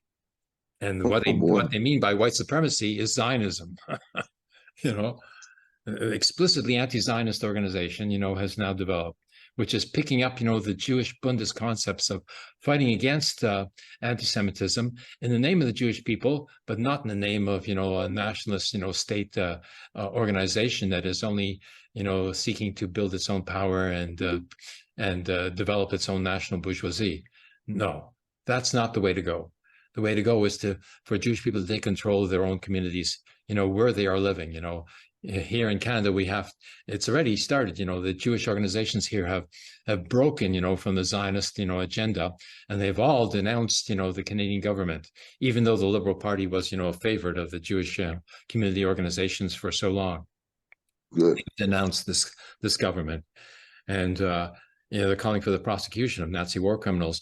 There was a big inquiry done, Duchenne Commission of inquiry into the presence of Nazis, who were allowed into Canada after the Holocaust. And, this study has, the list of names of all these Nazis here in Canada. And that part of the study, was kept secret by the Canadian government. Now the Jewish organization is saying, we've got to, make these names public, and these people have got to be prosecuted. Good. This has never been done before, and now it's being done. Yeah. Good. Well, I would like for that story to get out. If you could please provide me with some news clips, links, or any sources about that story. What I'm saying is, this story has to stay alive. Mm-hmm. If we don't keep it alive, Abraham, that story will be killed by the mass media. Yeah, they won't. Oh, it's over with now. But I also want to talk about. Can you give us any updates on Trudeau's so-called apology? Well, I heard he apologized about something. What exactly happened this week on that? Nothing. I think he's trying to ignore it. They think this is going to blow over, but, the leading, Jewish figure in Canada, Erwin Kotler from the Liberal Party, a candidate for the Liberal Party. I ran against him in an election one time even. He is supposedly the voice of the Jewish community in Canada, when it comes to civil rights and all this, and he's a great defender of Rwanda and supposedly, like he was defending Mandela and all this, he's supposed to be a big name. Okay. Professor, okay. Well, he has come out, calling on the Canadian government, to reveal the secret parts of the Duchenne Commission of inquiry into the presence of Nazis in Canada. So that means he's breaking, with the Liberal Party leadership, which is a very good sign. So if he does it, then all the rest of the Jewish community is going to break from the Liberal Party as well.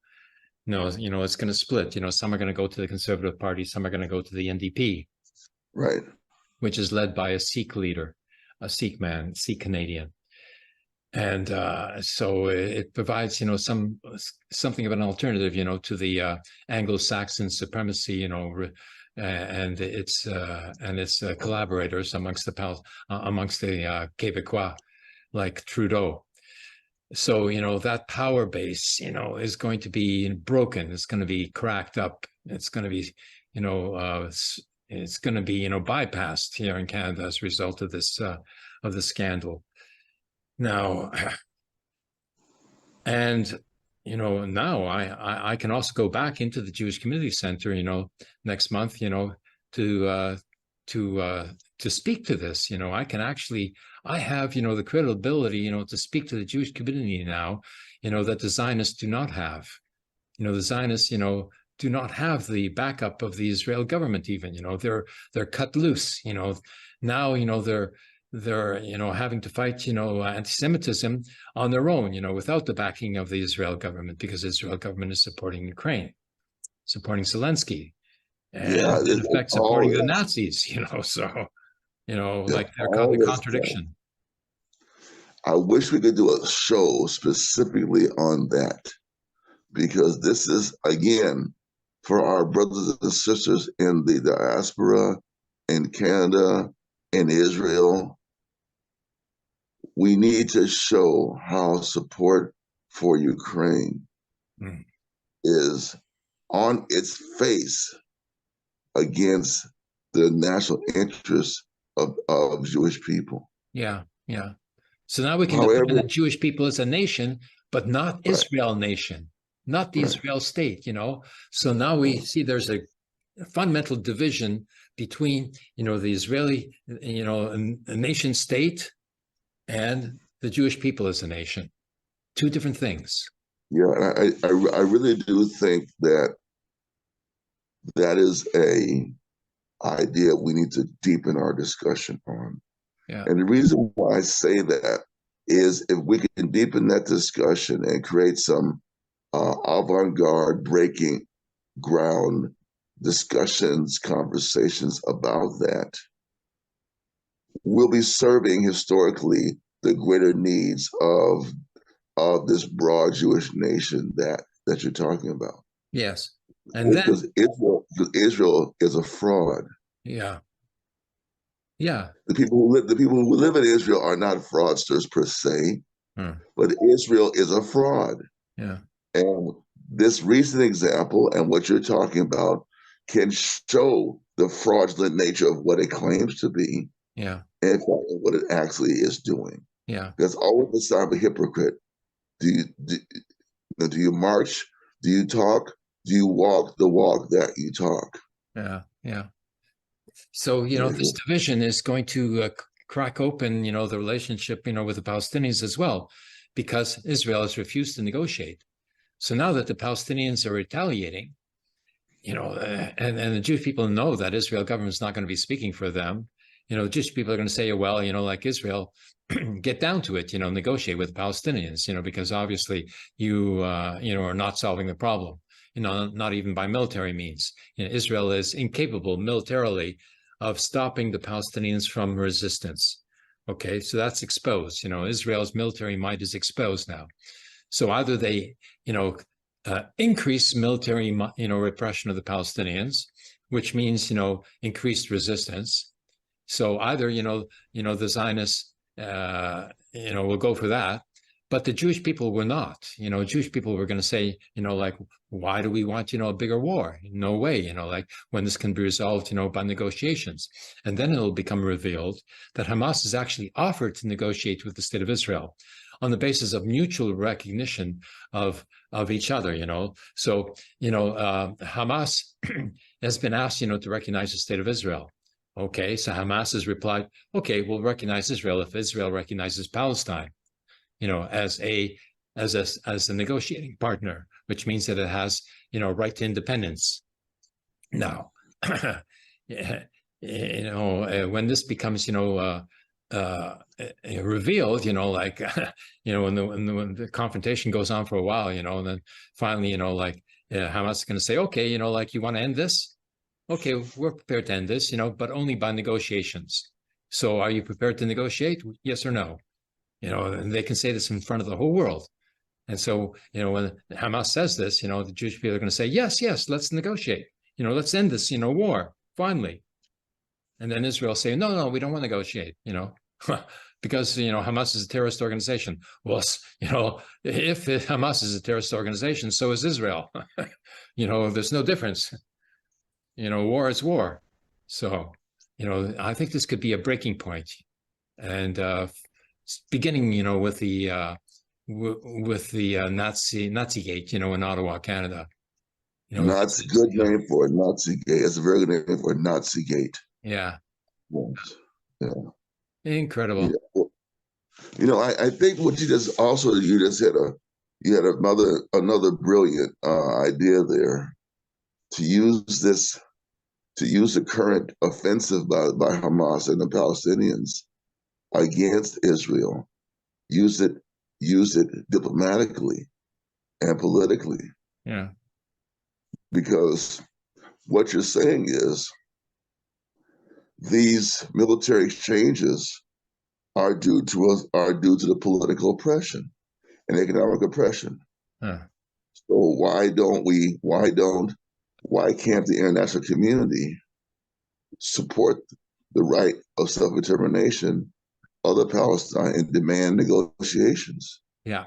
Because when Israel takes the position of Ukraine, and Ukraine will not negotiate with Russia, and Israel will not negotiate with Palestinians, yeah. then you are equating Israel with Ukraine, yeah. and also the United States, yeah, as Israel backers, because a peace framework could be created. Yes, it could. Yeah. A framework for peace that could be monitored. It could be monitored, could be established. Yeah. But Israel does not want to be monitored. Yeah. No. Yeah. Yeah. Yeah. No, Israel. But if the international Jewish community, the Israeli community internationally applies its soft power and its pressure, its status, if it will once again establish its status, Israel could be forced to negotiate. Yeah. Yeah. You know, it would probably take an international movement of predominantly Jewish people. That's what it would take. Yeah, yeah, that's what it'll take, because the rest of the, pressure doesn't work on Israel, like, no, it doesn't matter, who says anything, United States can, like, even, is ignored by Israel. So. Right. But if it's led by a broad-based, peace-oriented, Jewish-led international movement, even if Israel says it is ignoring it, it cannot ignore it. It can't ignore the Jewish people. Yeah. You say you speak for us, okay? We're not saying you don't need to exist as a state. No, we're saying this conflict needs to end. Yeah. And this recent military attack on Israel is an indication of a conflict that needs to come to an end. Yeah. Yeah. So Hamas is in a position now to offer peace negotiations, can say this, we're willing to negotiate, for peace settlement. and so Israel's not going to accept that. And so the Jewish people are going to say, we want peace. Therefore, we're supporting, we would have to support, the Hamas demand against, Israel's intransigence. So, this is a dividing point. This is a breaking point, of the Jewish community from the state of Israel. Yeah. I think we should come back to this in subsequent conversations. What is the chatter among the within the diaspora? Are there people in Israel that can be worked with along these lines? Yeah. I think, again, you made a very good point. This weekend's military advances are the result of a historical oppression. That is why this does not occur, because there's some evil people in the West Bank, or in Gaza, that hate us, and we have to defend our. No, that's not what's going on. Yeah. This is due to something historically you have done. You set the West Bank up. West Bank isn't something that exists in reality. It's something you set up. Yeah. You put somebody over there. Yeah. You lock them up, and the Gaza and the West Bank. You create this. Therefore, you're responsible for ending it. Yeah. And how could these young men be so desperate to fire rockets, to attack your cities, to ram cars, to try to liberate prisoners, to take Israeli prisoners Israeli soldiers prisoner? Yeah. That's an act of military sophistication due to desperation. Yeah. But they have no chance. This is only the beginning, because this is Hamas fighting. Then there's Islamic Jihad. Then there's Fatah, which has to come into this as well. If Israel escalates, then Fatah is going to have to come in to defend the Palestinians. Then there's Hezbollah in Lebanon, ready, willing, and able, to take on Israel, from the north. This is, and then, if, there's even the possibility that, Syria might do something about the Golan Heights, to take it back, that Syrian territory. And then, if it grows, to that point, then Egypt can step in as well. So it's, this is, big stuff. This is, something that Israel cannot contend with, and Israel is going to have to either go crazy or have to back down. And this government, they're already, only standing on one leg, because of the protests, from the opposition Zionists, the Zionists who are opposing the Zionist government of Israel, is there as well, still ongoing. And every week, big demonstrations of 50,000, 100,000. This is happening at the same time. And I don't think it's going to stop, because of this confrontation. It's going to continue. And they had better learn, to develop a program, to call for negotiations. And because that's the only sort of program that's possible. Otherwise the conflict continues and increases. So, they have no choice but to call for negotiations. So I look forward, to the Israel Zionist opposition, picking up a demand, to oppose this government as well on the basis of calling for negotiations with Hamas. So let me ask you this. What you're saying is when Israel attacks Gaza, which we have to assume is already doing or will soon do within the next 24 hours. Yeah. You're saying that Fatah and other formations will be required to engage. Yes. Yeah. And there's already, like the basis for this opposition in the popular resistance committees. And the brigades, of Jenin and Nablus, exist already. Right. And, this goes beyond, this includes, members of both Fatah, Islamic Jihad, Hamas, and TPLF, the Marxist organization. They're all in the popular resistance committees. So they're all connected, and they can all, unify the opposition and the resistance, on this basis and increase the level of confrontation with Israel in the West Bank as well as in Gaza. So, I think that this week is going to be, a determining event in the history of Palestine. And we can look forward, to Israel being forced to back down. I think this is when it's going to happen. And, like Israel and the United States were, trying to negotiate, normalization with Saudi Arabia. And Saudi Arabia is not going to, establish, diplomatic relations with Israel in the midst, of a confrontation, like this, with the resistance, Palestinian resistance. And in fact, Saudi Arabia is going to be in a position to demand, that Israel negotiate with Hamas to end this confrontation. So Israel is going to get the pressure, from all around. So if, Saudi Arabia demands, Israel negotiate, the United States is going to have to as well. Otherwise, they would break their relations with Saudi Arabia, more so than it has already been done. Economically, Saudi Arabia has broken from the United States. Now it's a question of political break from Israel and the United States, as a result of this confrontation here. So we don't have much time left, but I think you're right on, to judge this as a determining event in the history, of Palestine. This is the point at which, there's going to be a break from the Israel by the United States, by Saudi Arabia, and by the Jewish community as well. Well, I appreciate talking to you, Abraham, and I hope that next week or our next show, we continue this conversation and bring some updates and further analysis. Yeah. Thank you. Yeah, this is a determining factor. Great. Right.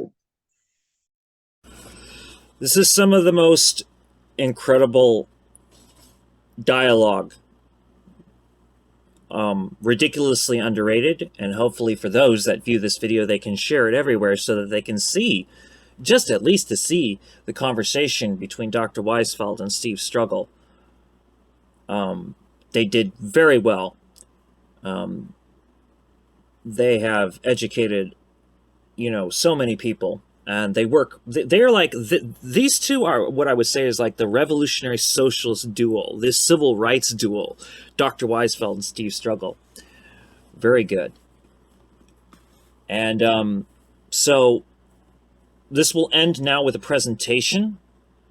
This presentation is from AJ Plus. And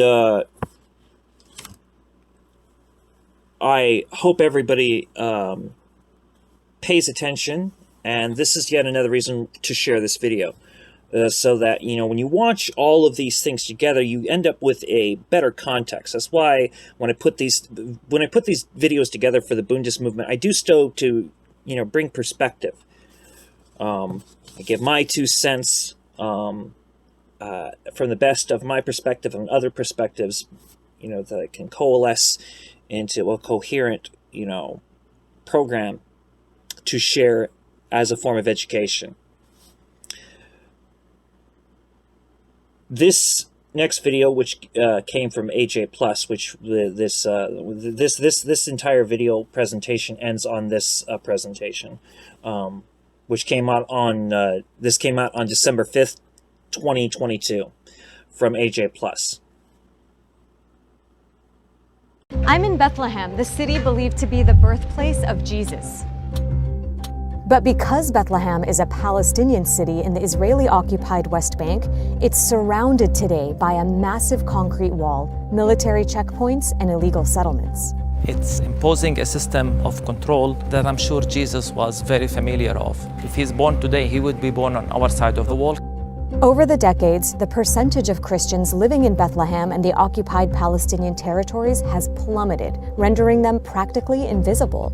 Did you know there were Palestinian Christians before coming here? No, I didn't. مسيحية طلعت من هون يعني المفروض هو يكونوا أوعى من هيك. So what happened to all the Christians? To find out, I'm here to ask the Palestinian Christians that remain. It's a big issue for us that one day the Holy Land will become without Christians.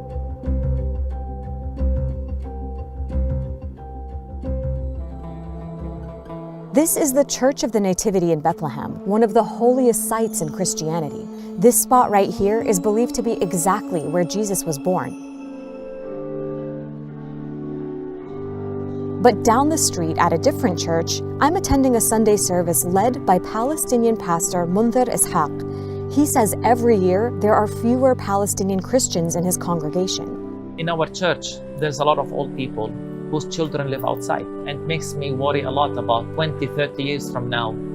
Will there be Christians in Palestine? That's really our biggest nightmare.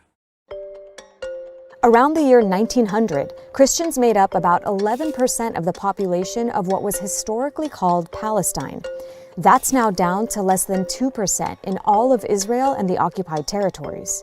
The decline is much more pronounced here in Bethlehem. 70 years ago, the area was 80% Christian. Today, that number is only 12%. Why are the numbers of Christians specifically dwindling here? Like all Palestinians, we live under Israeli reality, Israeli oppression. Here in the West Bank, in Bethlehem, we live under the Israeli military occupation, where we suffer from restrictions of movements, very limited opportunities economically. Overall, the quality of life here is very difficult. This used to be the main road in Bethlehem. And then the wall cut really in the middle of the road. And what used to be one of the liveliest streets or roads in Bethlehem is now this dead area as a result. To us, Jesus was one of our own. We look at him as a Palestinian Jew. He was born here. And I think even if he's born today, he would be born on our side of the wall, because Jesus was born under the occupation, under the Roman Empire. Israel began building the wall here in Bethlehem in 2002 in what it says was an attempt to stop Palestinian attackers from entering its territory. But rather than building the wall on the boundary between Israel and the West Bank, it was built deep inside the occupied Palestinian territories. That left massive areas of Palestinian land inaccessible to their owners on one side of the wall, while keeping Palestinians confined on the other side. While walking through Bethlehem, I spoke with Samir Lolas, who crafts and sells souvenirs made from olive wood. The wall is just a few feet away from the front door of his shop. لك صراحة يعني الجدار هذا مشكلة على بيت لحم كبيرة. أنا كان المحل يسوى مصاري. كان شغل كويس. كيف بدي أقول لك؟ كيف اللي حاطين على كلب الواحد صخرة مش قادر يعني هذا على كلوبنا صخرة. هذا مفروض إمكان يعني مش مفروض والله.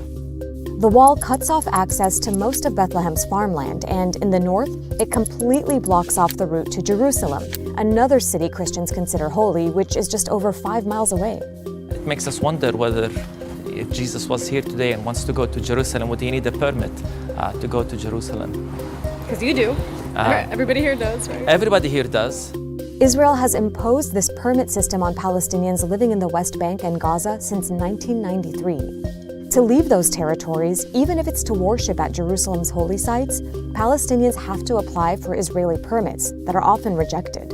In 2022, many local Christians were banned from attending Easter celebrations at the Church of the Holy Sepulchre, where Jesus is believed to have been buried.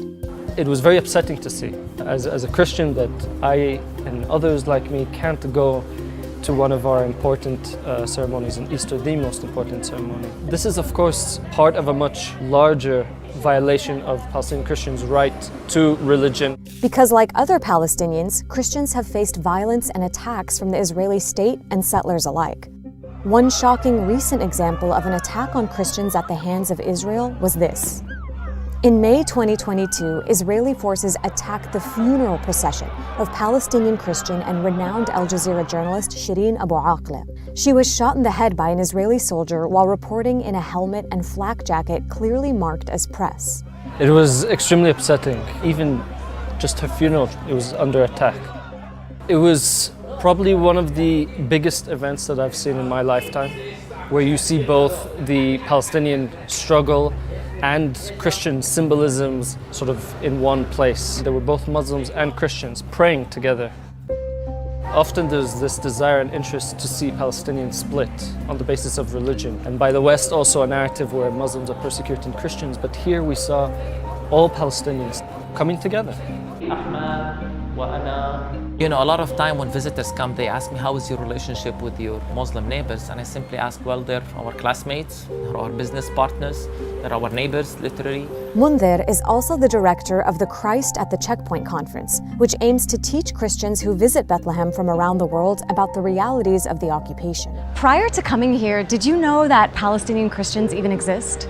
Not really, no. I thought they were mostly Muslim. What are your impressions of the West Bank and specifically the occupation? It's insane to me, honestly. I didn't really know much about it coming here, which is I'm kind of ashamed of, but it really struck me because I just have never really seen people live like this before. Jesus is believed to have been born just down the road. How do you think he would feel today seeing the checkpoints and the wall and the occupation? I think he would barge in and give one of his parables, perhaps. He would make some pretty pressing demands on the people. Meeting us actually opens their mind to a different narrative, opens their mind to the fact that maybe we did get it wrong about Palestine and Israel. And it is true, a big misconception that this is a conflict between Jews and Muslims, as if we're caught in the middle, because not only we're part of the Palestinian people, but we're part of the Palestinian movement for liberation. Palestinian Christians were among the earliest and most fervent opponents of British colonial rule in Palestine, and were early leaders in fighting against the displacement of Palestinians to make room for a Jewish state. And that fight continues on today with people like the Nassar family. We're on our way to visit the Nassar family who we met at church yesterday. They own a 100-acre farm south of Bethlehem that the family has had for over a century, and it's currently surrounded by illegal Israeli settlements. Here we are in the center of 5 Israeli settlements. There's one right there. There is one We're there. looking at it. You can see that all hilltops around us are already Israeli settlements existing, except of this hilltop. And so we are the only hilltop in this area that is without an Israeli settlement. Dawood's grandfather purchased this land, now dubbed Tent of Nations, in 1916, a full 32 years before the creation of Israel. But now Israel says it owns the land and wants to build Jewish settlements on the Nassar family's farm. The family is fighting to stay on the land, but it's not easy. إنه ممنوع نبني، ممنوع يكون عندنا مي، ممنوع كهرباء. معظم الوقت إذا بدنا نيجي ونروح نرجع من الأرض ونيجي على الأرض، مرات بتكون في check points. Because of those restrictions, Dawood showed me where the family sometimes has to worship in an ancient underground cave. Here we have our chapel where people used to worship. Wow. And still we have also a church service once in a while here. And this is the place where we come together. And it's about like being together, fellowship with one another. Over the years, the Israeli army and nearby settlers have attacked Dawood's farm, setting fire to crops and bulldozing fruit trees. Still, in the face of all this, Dawood says they refuse to be victims. How does your Christian faith inform how you resist this occupation? Jesus also saw a lot of, like injustices happening. We refuse to hate, but that doesn't mean to accept the bad actions that people are doing against us. We are people who believe in justice. Dawood's family has been defending their land in the Israeli courts for over 30 years. I think, you know, when you're talking, people might not realize you're a Palestinian family on Palestinian land, and Israel's trying to take your land, and the only recourse you have is to resort to an Israeli military court. It's like the cards are stacked against you, it sounds. Of course, we know that this is unjust, and we are under occupation. For us, this is the only way to try to protect, keep knocking at the door of justice, you know. In the meantime, Daoud says that most of the other Christian families in the nearby village of Nahalin have left after being pushed out by settlements and blocked off by the wall. You feel that we are the only hope for the village to exist. So our mission to protect the land is not just about protecting the private property, but it is the hope for many people. We ask you to bless our community here and to bless the food. The farm hosts summer camps and activities for the local Palestinian community. It also hosts international volunteers. Thousands have come over the years and have more freedom of movement than the Nassar family themselves. يعني أنا دائما عدة مرات بحكي للجروبات يا ريتني إنه أنا أروح معكم في الباص وتلففوا لنا لأنه مزبوط إحنا ما بنعرف جوا. إحنا ما بنعرف بالضبط من القدس ولا الشمال، يعني ما بنعرف البلد منيح. إذا أنت حطيتيني في القدس أنا ما بعرف، بضيع. احكي لي ليش أنتوا وجودكم كعائلة مسيحية مهمة كتير هون؟ مش عارف، عمريش فكرت إنه أنا يعني إنه أنا بفكر إنه أنا فلسطيني وخلاص. يعني بس بجوز إنه إحنا واحدة عائلة واحدة من قلائل عيال مسيحية إنه عندهم أرض ولساتهم موجودين بأرضهم، مع أنه يعني كتير فلسطينية بمروا في نفس المشاكل، يعني مشاكلنا نفس أي مشكلة لأي فلسطيني. فدعا واحدا من الغلمان وسأله. At the end of your service, when you were praying, you prayed to God to end the occupation, didn't you? We pray for that every week. It's clear to me that God is not pleased with the occupation. God weeps over the situation of Palestinians. God weeps over the people who lose their lands. God weeps over the children who are killed every day. We need our Christian sisters and brothers to realize this and to help us.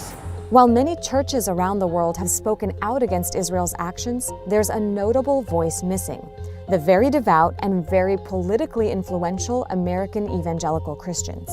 I look into why that is in my next video and ask, how can Christians support a state that persecutes members of their own faith?